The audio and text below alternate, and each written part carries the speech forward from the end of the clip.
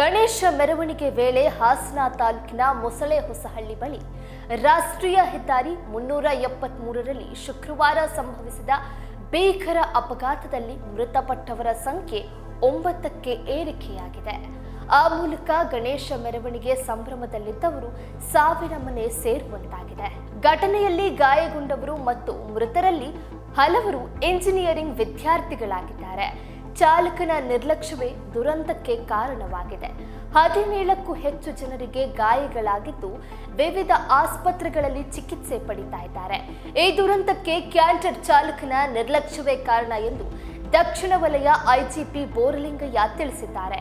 ಇನ್ನು ಮೃತರ ಪೈಕಿ ಬಹುತೇಕರು ಇಂಜಿನಿಯರಿಂಗ್ ವಿದ್ಯಾರ್ಥಿಗಳಾಗಿದ್ದು ತಮ್ಮ ಮಕ್ಕಳನ್ನ ಕಳೆದುಕೊಂಡ ಕುಟುಂಬಸ್ಥರ ಆಕ್ರಂದನ ಮುಗಿಲು ಮುಟ್ಟಿದೆ. ಬಳ್ಳಾರಿ ನಿವಾಸಿ ಅಂತಿಮ ಬಿಇ ವಿದ್ಯಾರ್ಥಿ ಪ್ರವೀಣ್, ಹೊಳೆನರಸೀಪುರ ತಾಲೂಕಿನ ಹಳೇಕೋಟೆ ಹೋಬಳಿ ಕೆಬಿ ಪಾಳ್ಯ ನಿವಾಸಿ ರಾಜೇಶ್, ಡನಾಯಕನಹಳ್ಳಿ ಕೊಪ್ಪಲು ನಿವಾಸಿ ಈಶ್ವರ್, ಮುತ್ತಿಗೆಹೀರಳ್ಳಿ ಗ್ರಾಮದ ನಿವಾಸಿ ಗೋಕುಲ್, ಕಬ್ಬಿನಹಳ್ಳಿ ನಿವಾಸಿಗಳಾದ ಕುಮಾರ್, ಪ್ರವೀಣ್, ಚಿತ್ರದುರ್ಗ ಜಿಲ್ಲೆ ಹೊಸದುರ್ಗ ತಾಲೂಕಿನ ಗವಿಗಂಗಾಪುರ ಗ್ರಾಮ ನಿವಾಸಿ ಮಿಥುನ್, ಚಿಕ್ಕಮಗಳೂರು ಜಿಲ್ಲೆಯ ಮಾಣೇನಹಳ್ಳಿ ನಿವಾಸಿ ಬಿಇ ವಿದ್ಯಾರ್ಥಿ ಸುರೇಶ್, ಹಾಸನ ತಾಲೂಕಿನ ಬಂಡರಹಳ್ಳಿ ಗ್ರಾಮದ ನಿವಾಸಿ ಪ್ರಭಾಕರ್ ಮೃತ ದುರ್ದೈವಿಗಳಾಗಿದ್ದಾರೆ. ಮೊಸಳೆ ಹೊಸಳ್ಳಿ ಗ್ರಾಮದಲ್ಲಿರುವ ಸರ್ಕಾರಿ ಇಂಜಿನಿಯರಿಂಗ್ ಕಾಲೇಜ್ ಪಕ್ಕದಲ್ಲಿರುವ ಗಣಪತಿ ಕೂರಿಸಲಾಗಿತ್ತು. ಇನ್ನು ಈ ಒಂದು ಜಾಗದಲ್ಲಿ ಗಣಪತಿ ವಿಸರ್ಜನಾ ಮೆರವಣಿಗೆಯಲ್ಲಿ ಪ್ರತಿ ವರ್ಷದಂತೆ ಈ ವರ್ಷವೂ ವಿದ್ಯಾರ್ಥಿಗಳು ಭಾಗಿಯಾಗಿದ್ದರು. ಸದ್ಯ ಘಟನೆಯಲ್ಲಿ ಗಾಯಗೊಂಡ ಬಹುತೇಕರು ಇಂಜಿನಿಯರಿಂಗ್ ಕಾಲೇಜ್ ವಿದ್ಯಾರ್ಥಿಗಳಾಗಿರುವುದು ಕನ್ಫರ್ಮ್. ಹಾಸನದ ಹಿಮ್ಸ್ ಆಸ್ಪತ್ರೆಯಲ್ಲಿ ಚಿಕಿತ್ಸೆ ಪಡಿತಾ ಇದ್ದಾರೆ. ಶುಕ್ರವಾರದಂದು ಸರಿಯಾಗಿ 8:30 ಸುಮಾರಿಗೆ ಹಾಸನ ತಾಲೂಕಿನ ಮೊಸಳೆ ಹೊಸಳ್ಳಿ ಬಳಿ ರಾಷ್ಟ್ರೀಯ ಹೆದ್ದಾರಿ 373ರಲ್ಲಿ ಗಣೇಶ ಮೆರವಣಿಗೆ ಹೊರಟಿದೆ. ಹೆದ್ದಾರಿಯ ಒಂದು ಬದಿ ಬಂದ್ ಮಾಡಿದ್ರಿಂದ ಮತ್ತೊಂದು ಬದಿಯಲ್ಲಿ ದ್ವಿಮುಖ ಸಂಚಾರಕ್ಕೆ ಅನುವು ಮಾಡಿಕೊಡಲಾಗಿತ್ತು.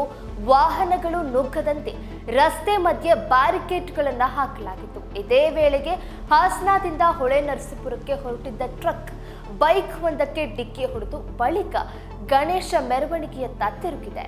ಡಿಜೆ ಸದ್ದಿಗೆ ಕುಳಿತಿದ್ದವರಿಗೆ ಏನಾಗ್ತಾ ಇದೆ ಅಂತ ಗೊತ್ತಾಗುವಷ್ಟರಲ್ಲೇ ಟ್ರಕ್ ಮೈ ಮೇಲೆ ಎರಗಿದೆ. ದುರಂತದ ಬಗ್ಗೆ ದಕ್ಷಿಣ ವಲಯ ಐಜಿಪಿ ಬೋರಲಿಂಗಯ್ಯ ಹೇಳಿಕೆ ನೀಡಿದ್ದು, ಘಟನೆಯಲ್ಲಿ ಇಲ್ಲಿಯವರೆಗೆ 9 ಜನರು ಮೃತಪಟ್ಟಿದ್ದಾರೆ. ಈ ಪೈಕಿ 6 ಜನ ಸ್ಥಳೀಯರು ಮತ್ತು ಚಿಕ್ಕಮಗಳೂರು, ಬಳ್ಳಾರಿ, ಚಿತ್ರದುರ್ಗದ 3 ವಿದ್ಯಾರ್ಥಿಗಳು. 17 ಜನರಿಗೆ ಗಾಯವಾಗಿದೆ. ವಿವಿಧ ಆಸ್ಪತ್ರೆಗಳಲ್ಲಿ ಚಿಕಿತ್ಸೆ ಪಡೆದಿದ್ದು ಗಾಯಗೊಂಡವರ ಕುರಿತು ಮಾಹಿತಿ ಪಡಿತಾ ಇದ್ದೇವೆ ಅಂತ ತಿಳಿಸಿದ್ದಾರೆ. ಈ ಘಟನೆಗೆ ಕ್ಯಾಂಟರ್ ಚಾಲಕನ ನಿರ್ಲಕ್ಷ್ಯವೇ ಬಹುತೇಕ ಕಾರಣ. ಬೈಕ್ ಹಾಗೂ ಬ್ಯಾರಿಕೇಡ್ಗೆ ಗುದ್ದಿ ಕ್ಯಾಂಟರ್ ನುಗ್ಗಿದೆ. ಚಾಲಕನಿಗೂ ಗಾಯವಾಗಿದೆ. ಖಾಸಗಿ ಆಸ್ಪತ್ರೆಯಲ್ಲಿ ಚಿಕಿತ್ಸೆ ನೀಡಲಾಗ್ತಾ ಇದೆ. ಕಾನೂನು ಕ್ರಮ ಕೈಗೊಂಡಿದ್ದೇವೆ ಅಂತ ತಿಳಿಸಿದ್ದಾರೆ.